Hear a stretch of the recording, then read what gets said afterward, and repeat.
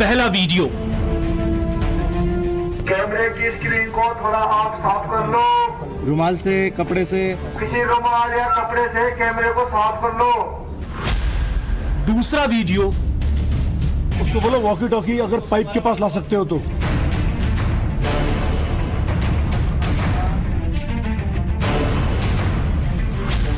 तीसरा वीडियो। चौथा वीडियो। जी आप पाइप के पास आके वॉकी टॉकी से बात करें।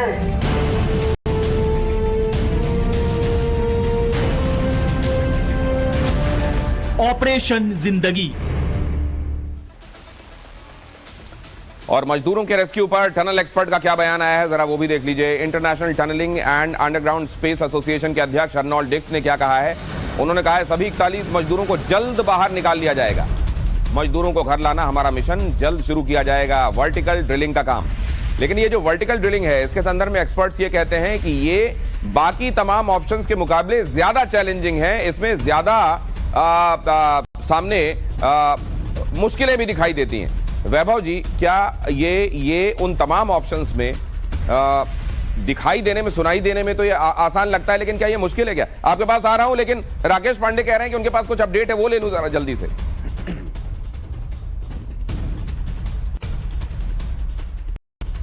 बिल्कुल दिनेश जी, मैं इसलिए आ रहा था आपके पास। दिनेश जी, मैं आ रहा था अभी जो टीम स्वास्थ्य विभाग की, उत्तराखंड स्वास्थ्य विभाग की, जो कि नजर बनाकर रखे हुए, वो यहाँ पर मौजूद है। डीजी हैं स्वास्थ्य विभाग की, मैं उनसे बातचीत करता हूँ। तो हमें क्या क्या व्यवस्था बनानी है और क्या क्या चीज ऐड करनी है। तो मैम कैसी कंडीशंस हैं फिलहाल यहाँ पे लोगों के बारे में नहीं, हम जो बाहर की अपनी व्यवस्था देखने के लिए आए हैं, उनकी कंडीशन के बारे में तो जब वो बाहर निकलेंगे तभी हम बता पाएंगे, और उसी तरह से एक्सपर्ट असेस करेंगे और उसी तरह से हम जिस भी सेंटर में, लेवल के सेंटर में ले जाना होगा ले जाएंगे। मैम कहाँ शिफ्ट करने की बात की जा रही है? वो उस समय एक्सपर्ट द्वारा जो असेस किया जाएगा उसी तरह से टर्शरी या सेकेंडरी लेवल पे वहीं शिफ्ट करेंगे। क्या फोन वगैरह पे मैम बातचीत करने की कोशिश की आपने? जो भी नहीं, हम अभी वो देखेंगे, हमने खाली बाहर से व्यवस्था की, किस तरह प्लान करेंगे, शिफ्ट करेंगे। मैम, टाइम्स नाउ भारत पर आप लाइव हैं, क्या तैयारी है सरकार की? चूंकि 41 श्रमिक जो तस्वीरें सामने आई, उसके बाद ये संदेश गया कि वो सकुशल हैं, आप लोगों की तैयारी, आकलन क्या? हम चिकित्साई व्यवस्था जब मरीज बाहर आएंगे उसके लिए हम यहाँ असेस करने के लिए आए हुए हैं कि हमें क्या जरूरत है और क्या इन्फोर्स करना है। मेनली उसी के लिए आए हैं और किस तरह हम प्लान करेंगे। कई कॉम्प्लिकेशन हो सकती है कि अंदर हैं कई तरीके के 10 दिनों से, उसके अंदर साइकोलॉजिकल तौर पर, शारीरिक स्वास्थ्य के तौर पर ऐसी कई सारे स्पेशलिस्ट हमारे तैयार हैं, टीम ए टीम बी, और वो आकर यहाँ पर असेस करेंगे उसी समय और उसी तरह उनको सुविधा देंगे। कोई उम्मीद, चूंकि आप दूसरी एजेंसियों के भी संपर्क में होंगी, कि कब तक उन्हें निकाला जा सके? ये इस बारे में हम नहीं बता सकते। कुछ हम चिकित्सा राकेश के अंदर रहते रहते अगर उनको मेडिकल एड की जरूरत है तो क्या क्या किया जा सकता है? अगर आप पूछ सके, अंदर रहते रहते क्या क्या किया जा सकता है? उनके अंदर रहते रहते अगर उनको मेडिकल एड की जरूरत है, क्या क्या किया जा सकता है? कैसे असेस किया जाएगा? हाँ, मैं पूछता हूँ। और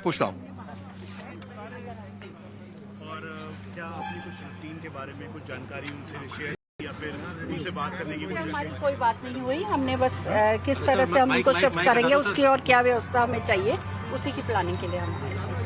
मैम, अगर एक सवाल और, अगर अंदर रहते रहते किसी मेडिकल असिस्टेंस की जरूरत पड़ती है, कोई बात समझ में आती है, तो आप लोगों की तैयारी या वो कैसे प्रोसेस होगा? हाँ, हम हर संभावित स्थिति पर हमारी नजर है, जिस तरह से की भी स्थिति आएगी उस हिसाब से हमारी टीम एक्शन करेगी। यानी जो पाइप जिसके जरिए फूड मटेरियल जा रहा है, उसके जरिए मेडिसिन भी भेजा गया?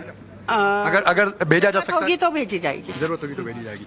तो दिनेश जी, आपका यह सवाल कि अगर अंदर किसी तरीके के मेडिकल असिस्टेंस की जरूरत होती है, चूंकि लगातार कम्युनिकेशन, 2-वे कम्युनिकेशन एस्टेब्लिश हो रहा है, तो अगर अंदर से इस तरीके की कोई जानकारी मिलेगी तो ये भी तैयारी है कि पाइप के जरिए मेडिसिन को अंदर भेजा जाए। लेकिन हर मोर्चों पर तैयारी, मेरा ये सवाल था कि चूंकि अंदर है, तो कॉन्टिन्यूअसली क्या राकेश आप देख रहे हैं, क्या कॉन्टिन्यूअसली वहां पर कोई डॉक्टर मौजूद है क्या? मान लीजिए अंदर किसी को घबराहट होती है, मान लीजिए अंदर कुछ परेशानी होती है, तो फौरन वहां पर मौजूद डॉक्टर बता सके, और जो पॉसिबल वहां पे प्रॉब्लम आ सकती है उसके लिए एंटीसिपेट करके कुछ दवाइयां साथ में रखी जा सके जो उनको भेजी जा सके पाइप से, ऐसी कोई व्यवस्था भी देख रहे हैं क्या आप? नहीं देखिए, अभी दिनेश जी इस बैरिकेड के अंदर अभी हमें जाने की इजाजत नहीं है। अभी बात थोड़े समय बाद हो सकता है कि वो अलाउ करें, तो अंदर कितनी क्या व्यवस्था है वो पता चले। क्योंकि ये पूरी स्वास्थ्य विभाग की टीम जो डीजी हमारे साथ थी वो अंदर गए थे और ये लोग ऊपरी इलाके का भी दौरा कर, जहां से पाइप 6 ये राकेश जो दिखा रहे हैं उसको फुल फ्रेम में रखिए थोड़ी देर के लिए, हम आपको दिखा भी रहे हैं वहां। राकेश जो दिखा रहे हैं उसको फुल फ्रेम में रखिए प्लीज। क्योंकि जो ऊपर की आपको कुछ लोग आपको दिनेश आप देखिए, जो ऊपर आपको कुछ 3-4 लोग दिखाई दे रहे होंगे, उसके वहां पर और भी कई सारे लोगों की मौजूदगी है वहां पर जो मैं आपसे थोड़ी देर पहले जिक्र कर रहा था कि सतलुज विद्युत निगम लिमिटेड और आरवीएनएल की टीम वहां पर मौजूद है और वहां से ही 6 इंच का पाइप जो है वो अंदर भेजा गया था। अभी ये कोशिश ये है कि 1.2 मीटर की ड्रिलिंग की जाए, यानी उतने व्यास की ड्रिलिंग की जाए ताकि पाइप अगर अंदर पहुंच जाता है, अगर उतने बड़े एरिया में अंदर तक हम एक्सेस कर पाते हैं, जो कि 2015 में, जिसका मैं बार बार जिक्र कर रहा था, हिमाचल में जो हादसा हुआ था मनाली हाईवे पर, तो वहां से भी लोगों को ऊपर पुल किया जा सकता है 2 तरीके पर। ये मैं बार बार कह रहा हूं कि 2 तरीके से, एक तो ऊपर से वर्टिकल ड्रिलिंग की लगातार कोशिशें हो रही है। यही वर्टिकल ड्रिलिंग पर मैं आ रहा था, वैभव जी से मैं पूछ रहा था कि वर्टिकल ड्रिलिंग क्या ये सबसे चैलेंजिंग मामला है, लेकिन फिर इस ऑप्शन को एक्सप्लोर क्यों किया जा रहा है? नहीं, जैसे आपने बिल्कुल सही कहा कि सबसे पहली प्रायोरिटी है कि हर प्रकार से टनल के तीनों चारों तरफ से, दोनों साइड के जो हमारे पोर्टल्स बने हैं वहां और वर्टिकल तीनों जगह से जो पॉसिबल, क्योंकि जब ड्रिलिंग शुरू की, जैसे कल ऑगर मशीन पे 3 दिनों से काम चल रहा था, लेकिन उन वाइब्रेशंस के कारण कई सारे चैलेंजेस आए और जिसके कारण रेस्क्यू टीम को यह लगा कि ऑगर मशीन के ऑपरेशंस के कारण शायद डीसेटलमेंट कहीं ज्यादा ना हो जाए और हमारे मजदूरों की जिंदगी को कोई उससे परेशानी ना हो जाए, इसलिए उस ऑपरेशन को रोका गया। सिमिलरली वर्टिकल ड्रिलिंग, जो डीसेटलमेंट आप कह रहे हैं, मतलब और मलबा नीचे आकर ना गिर जाए, कहीं और ज्यादा मलबा गिरना ना शुरू हो जाए, तो इन सब बातों को भी रेस्क्यू टीम को ध्यान रखना है। वर्टिकल ड्रिलिंग एक बहुत अच्छा, कागज पे बहुत अच्छा दिखने वाला ऑप्शन है, लेकिन उसके इंजीनियरिंग चैलेंजेस बहुत डिफरेंट है। लेकिन रेस्क्यू टीम को हर ऑप्शन पर काम करना है, हर ऑप्शन पर एक्सप्लोर करते रहना है, क्योंकि हमें जल्द से जल्द, जितने कम समय में हम मजदूरों को बाहर निकाल सके, जितने कम समय में, जितनी कम परेशानी में और कोई नया चैलेंजेस ना खड़ा हो, इस पर रेस्क्यू टीम को काम करना है। इसलिए वर्टिकल ड्रिलिंग पर भी रेस्क्यू टीम को काम करना पड़ेगा। लेकिन जैसे मैंने कहा, रेस्क्यू वर्टिकल ड्रिलिंग को बड़े साइज से नहीं किया जा सकता, उसमें कैप्सूल की तरह ही एक ऑप्शन है कि कैप्सूल ड्रिलिंग करे और कैप्सूल से मतलब एक छोटी लिफ्ट के जाने का, एक बहुत छोटी सी सकरी लिफ्ट जा सके। जैसे माइनिंग में हमने देखा होगा, माइनिंग में जैसे कैप्सूल लिफ्ट डाला जाता है और लोगों को बाहर निकाला जाता है, वही सर ये जो प्रोफेसर अर्नोल्ड हैं, ये वहां पहुंचे हुए, उन्होंने क्या कहा है, जरा वो स्टेटमेंट आपको सुना देता हूं, उसके मायने आप हमको समझने की मदद कीजिएगा, प्लीज सुनाइए। बिल्कुल। Has to be done very accurately because the drill must come from the top of the mountain exactly onto the tunnel. It's technical difficulties, and that's why we're doing multiple rescue missions. You know, we've got mission from the top, missions from the front, mission from the side. Are you confident about rescue, sir? Absolutely. Yeah, we're going to rescue these men. When I arrived here, I said there's 41 men coming home and there's no one else going to be hurt, and that's the mission. ये जो आप सुन रहे हैं, mission from the top, mission from the front end mission from the sides. अब आपके दिमाग में यह भी आ रहा होगा कि अगर सबसे वायबल ऑप्शन पर सारा मैन पावर लगा दिया जाए तो क्या समय की ज्यादा बचत हो सकती है? यह भी लोगों के दिमाग में आ सकता है वैभव सर। बिल्कुल दिनेश जी, जैसे मिस्टर आर्नोल्ड वो ड्रिलिंग एसोसिएशन की ग्लोबल हेड है और इसलिए ड्रिलिंग के एक्सपर्ट दुनिया भर में माने जाते हैं। स्वीडन और नॉर्वे में और स्विट्जरलैंड में सबसे ज्यादा टनलिंग पे काम हुआ है, क्योंकि वहां की पहाड़ियों में अच्छा रॉक फॉर्मेशन है और सदियों से वहां उनको टनल बनाने के अलावा नहीं है, उसके कारण उनकी एक्सपर्टाइज उसमें डेवलप हुई है। मतलब वहां के पहाड़ों के मुकाबले जो हमारा हिमालय का जो इलाका है, क्या वो कच्चा है? बहुत कच्चा, जो रॉक है वो कच्ची है। बिल्कुल। मैं उसी पॉइंट पर आपको लाना चाहूंगा, क्योंकि हिमालयन जो हमारा फॉर्मेशन है वो बहुत यंग फॉर्मेशन है, उसको बहुत वर्जिन कहा जाता है हमारे माउंटेन को, और इसलिए रॉक सॉलिड फॉर्मेशन जिसको कहते हैं, सॉलिड रॉक फॉर्मेशन जिसको कहते हैं, ऐसा हमारे हिमालयन पूरे रेंज में नहीं हुआ है और उसके कारण इस प्रकार के चैलेंजेस हमारे यहां टनलिंग में ज्यादा आता है। बट जैसे मिस्टर अर्नोल्ड ने कहा, रेस्क्यू टीम का मिशन है 41 लोगों की जिंदगी बचाना, एंड कम में व्हाट, उनको हर संभव प्रयास करना है। इसलिए हमें जो एग्जिस्टिंग टनल डिग करके रखा है उस तरीके से भी उनको रेस्क्यू टीम को उस पर भी काम करता रहना पड़ेगा, वर्टिकल में भी काम करना पड़ेगा, बारकोड साइड से भी काम करना पड़ेगा, अगर जरूरत पड़ते है तो साइड ड्रिलिंग करके कोई रास्ता बन सकता है, उस पर भी काम करना पड़ेगा। और जब काम करते रहेंगे तो अलग अलग जगह पे अलग अलग चैलेंज आएंगे। दूसरा एक सवाल जो आपने उठाया था कि लोगों के मन में आ सकता है कि अगर सबसे आसान तरीका मैनुअल ड्रिलिंग करके एग्जिस्टिंग टनल से है तो सारा फोकस और सारे रिसोर्सेस उस पर क्यों ना लगाए। लेकिन जैसे आपने भी कहा हमें कम से कम समय में लोगों की जिंदगी बचाना है। तो अगर इसमें कोई नया चैलेंज आता है तो हम वेट नहीं कर सकते कि दूसरे ऑप्शन को 10 दिन बाद शुरू करें या 3 दिन बाद शुरू करें। इसलिए पैरेलली रेस्क्यू टीम को वर्टिकल पे भी काम करना पड़ेगा।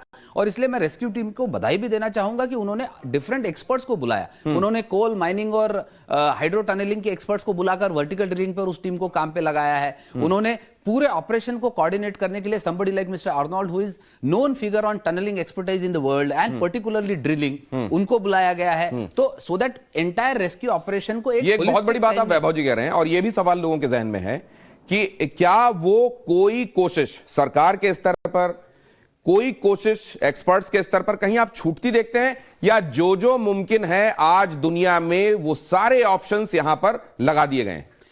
दिनेश जी, बिल्कुल एक सामान्य सिटीजन के नाते पिछले 8 दिन से निश्चित रूप से लोगों के मन में प्रश्न आ रहा होगा कि भाई इतना टाइम क्यों लग रहा है, और सरकार कुछ ऐसा तो नहीं कि कुछ हो नहीं रहा है। लेकिन मुझे लगता है हाईएस्ट लेवल पे स्वयं प्रधानमंत्री चीजों को मॉनिटर कर रहे हैं, स्वयं मंत्री नितिन गडकरी जी वहां पर 2 दिन पहले होकर आए, स्वयं मुख्यमंत्री 2 बार वहां होकर आए। और जैसे मैंने कहा कि जितने संभव ऑप्शन है उस पर पूरी रेस्क्यू टीम काम कर रही है। इसमें एक बहुत इंपॉर्टेंट एस्पेक्ट ये होता है इस प्रकार के रेस्क्यू ऑपरेशन में कि कोई अल्टीमेटली अगर किसी को मेडिकल ट्रीटमेंट देना है तो we have to leave it to the doctors to take the right calls. और रेस्क्यू ऑपरेशन का ये जो कंट्रोल कमांड सेंटर वहां बनाया गया है उसमें NHIDCL के इंजीनियर्स अधिकारी है और मिस्टर अर्नोल्ड जैसे ग्लोबल एक्सपर्ट को लाया गया है ताकि वो सारे ऑप्शंस को समझकर सारे ऑप्शंस पर लगातार कुछ ना कुछ काम करते रहे और उसमें जो बेस्ट पॉसिबल सिनेरियो बनेगा उसके माध्यम से जल्द, क्योंकि प्रायोरिटी जैसे मैंने कहा मिशन है 41 लोगों को मिनिमम टाइम में सुरक्षित बाहर निकालना। और इसलिए वर्टिकल ड्रिलिंग भी हमें करना पड़ेगा, हमें मैनुअल ड्रिलिंग भी करना पड़ेगा, जहां ऑगर लगा सकते हैं वहां ऑगर मशीन भी लगानी पड़ेगी। हर प्रकार का हर संभव काम वहां करना पड़ेगा। और मुझे लगता है एक बहुत कोऑर्डिनेटेड वेल प्लान्ड ऑपरेशन चल रहा है। We can always raise question about ये भी किया जा सकता है, वो भी किया जा सकता है, लेकिन एग्जिस्टिंग सिनारियो में हर संभव प्रयास किया जा रहा है। कोई नया ऐसा सिचुएशन डेवलप होती है तो मुझे लगता है टीम तैयार है। दिल्ली हेडक्वार्टर में भी एक कमांड कंट्रोल सेंटर सरकार ने बनाया है, तो कहीं भी कई इनपुट की आवश्यकता है। जैसे DRDO ने अपने रोबोट्स और सर एक बड़ी इंपॉर्टेंट बात आ रही है, आपको भी राहत देगी, वो बता देता हूं मैं। डॉक्टर्स की टीम ने मजदूरों से बात की है और ये बताया कि उनका स्वास्थ्य एकदम ठीक है। तमाम तरह के विटामिन्स और जो सप्लीमेंट जरूरी हैं वो भेजे जा रहे हैं। खाने में सिर्फ दलिया और खिचड़ी दी जा रही है ताकि अंदर उनको समस्या ना हो किसी तरीके से। टाइम पास करने के लिए मजदूर चोर पुलिस का खेल भी खेल रहे हैं और ये राहत की बात है। मतलब ये सर कि यहां पैनिक जो नहीं होना चाहिए वो नहीं है, ये राहत की बात है। सुन लेते हैं सर। बिल्कुल